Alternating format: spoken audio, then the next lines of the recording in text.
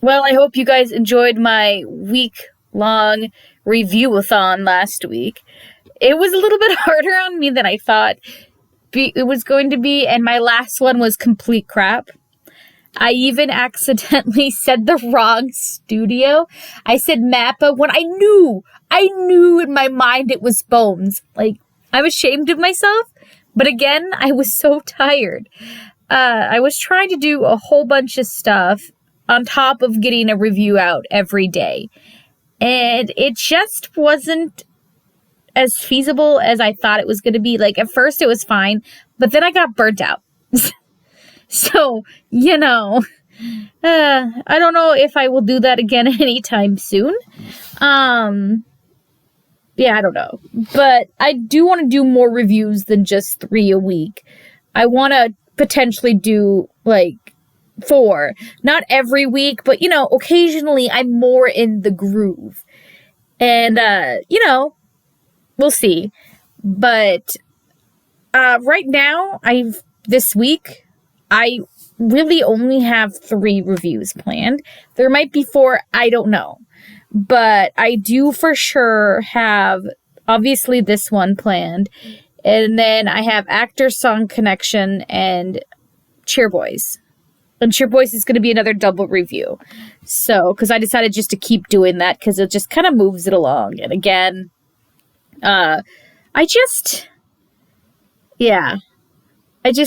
not much that happens in Cheer Boys. Like, I love it, but it's way too low-key to just do 1 a week. The reviews would just be way too, short. And I just can't have that at all. So, yeah. And you guys said you were fine with double reviews. The other thing I do want to say is that I do still want to do the review of the Japanese version of MDZS, but I haven't found a place to watch it yet, even though it's been out for over a week. It's been out for 8 days now, as of the time of me recording this, and it's very frustrating, but what can you do? I also noticed that they are dubbing The Untamed, and I just really want to look into that. So, I don't know, if you guys know anything, let me know. And then hopefully we can work together and I can find a place to watch it. I don't know. I was really hoping that Crunchyroll or Funimation or somebody would pick it up because it would be a lot easier to find, and then I can, but no dice. So yeah, that's really all I want to say about that stuff. I might have a couple announcements at the end of the video. I'm not sure, but let's just focus on the review for now. So at the start of the episode, we see what I assumed from the previous episode was correct. The guy was indeed framed. Because again, the guy can't kill people on purpose. A little less on accident when he was... I mean, let's be real. We Ben knew it was, the pretty boy mayor's son guy.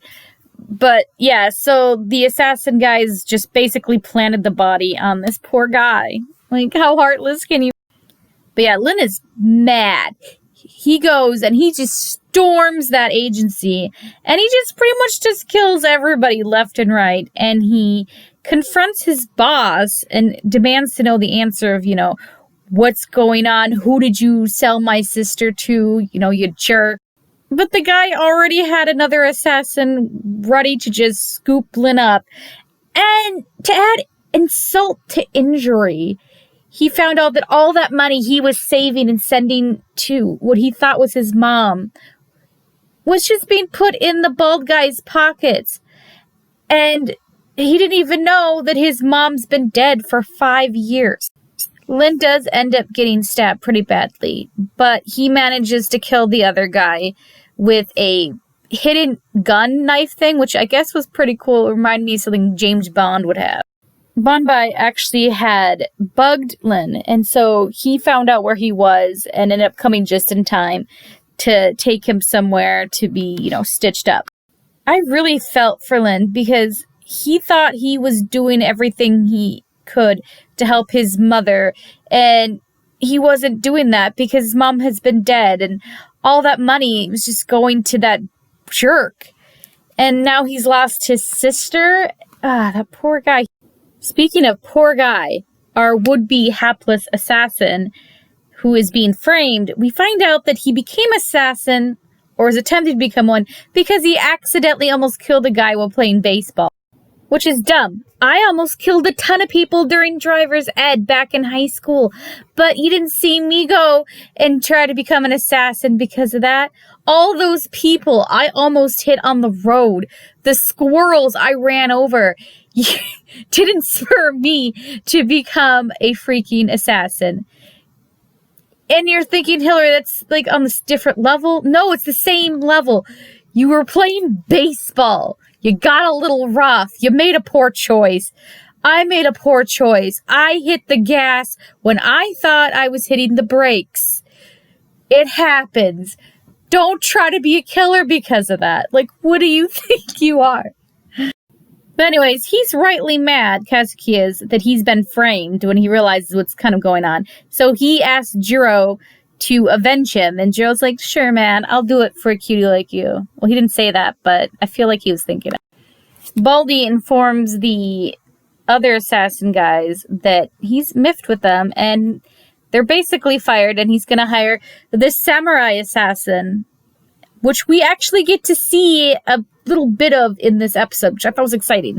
The samurai assassin is actually the reason this guy has an eye patch. So this is the masked samurai, and I have suspicions on who he is. And this episode kind of seems to allude to it, but we'll see if I'm right. Anyways, Banbai says that he's going to help find the killer in exchange for a spicy roe. But I feel like he was going to do it either way, because he seems like a sweetie. This one guy, I think he was a detective or whatever, he informs them about, Kazuki, and they're like, he's pretty much probably, framed. Oh, and we get a huge shippy moment where the guy asks if they're, a couple, even though he knows that, Lin is a dude. Kita also goes and appears, and he has information. He reveals the whole plot of the hiding of the body and exchanging and the framing and all that jazz. He also reveals that it's the mayor's son who more than likely did it, which, we know he did. So apparently the old man who's friends with Banbai, who used to be an officer, he is also the person that you can contact to get in hold of the masked samurai. And he tells Banbai, hey, they're asking about putting a hit on you and they want me to contact the masked samurai. Should I do that? What do you want me to do? And he's like, go ahead, do that. And again, I have suspicions. But he basically says that he's going to play dead. We find Inokita again at this cafe. And I gotta say, it's like he lives there. And I cannot hate him for this. I wish I could live at a cafe like that. That sounds amazing. Good food all the time. Drinks. Whatever, man. He's living the gold. And the brat actually purposely led the eye patch assassin to where he was. Like, he purposely made sure they know about the bugging and everything. And, I get what's going on. I get it. There is an intricately woven plot that is buried fruit. Banbai goes to visit this cosmetic surgery guy who also had patched up Lin. And, I think I know what he wants. I think I know. Well, Jiro is also there, and he had dropped off a corpse. I wonder if Banbai is going to use that corpse for something that maybe a cosmetic surgeon could, toy with and make look like another person. I don't know.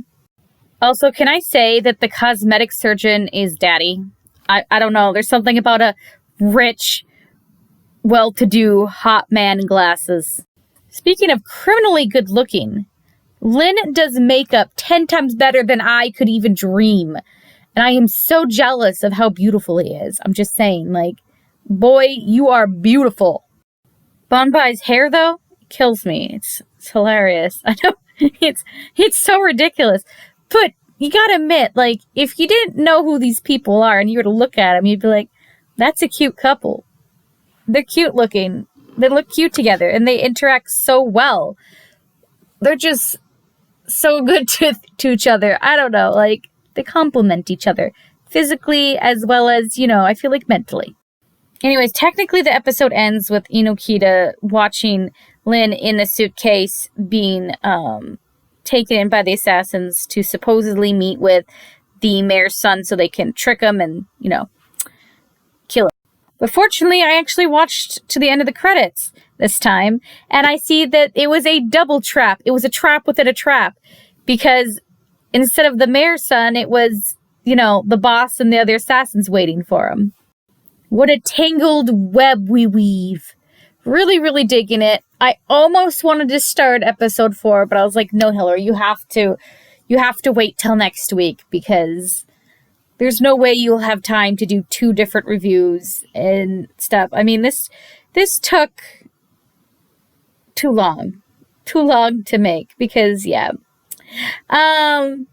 so let me know down below, what did you think of this episode? And again, I am taking anime suggestions for other stuff to pick up, and it doesn't have to be new, it can be old.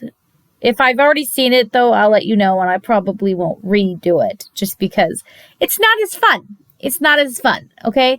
And I'm still contemplating Skate Infinity. I don't know yet, but I probably won't review it again for the few weeks to focus on my other stuff.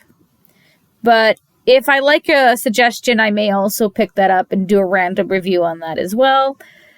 It's all just kind of up in the air, 2021 is the year of, we'll see what happens, right? Anyways, goodbye.